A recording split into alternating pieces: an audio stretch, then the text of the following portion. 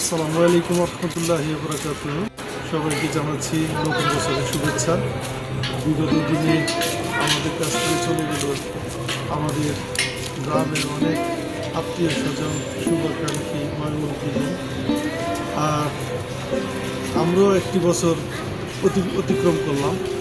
আমরা ধীরে ধীরে যেভাবে সামনের দিকে আমাদের বয়স যাচ্ছে, আমরা আস্তে আস্তে মৃত্যুর দিকে আগাচ্ছি, অথচ আমরা সেই দিকে লক্ষ্য না করে আমরা এই 31st নাইট উপলক্ষে যেই সমস্ত আতশবাজি, পটকাবাজি করি, আপনারা এই ধরনের অহেতুক কোনো কর্মকাণ্ড করেন না, আল্লাহর রাস্তায় এগুলো করেন না।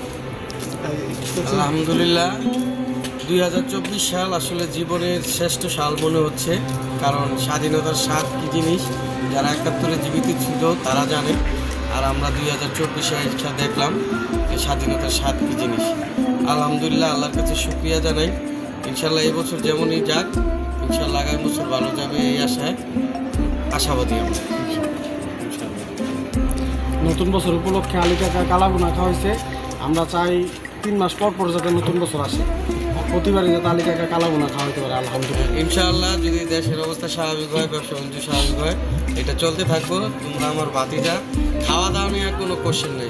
খাইতে মন চাইবা খাওয়া, যেখানেই যখনই টাইম পাবো চলে যাবো, তারা খাবো একসাথে। আলহামদুলিল্লাহ, আমরা যেন সবাই সুস্থ থাকি এই কামনা করি। সবাইকে নতুন বছরের শুভেচ্ছা।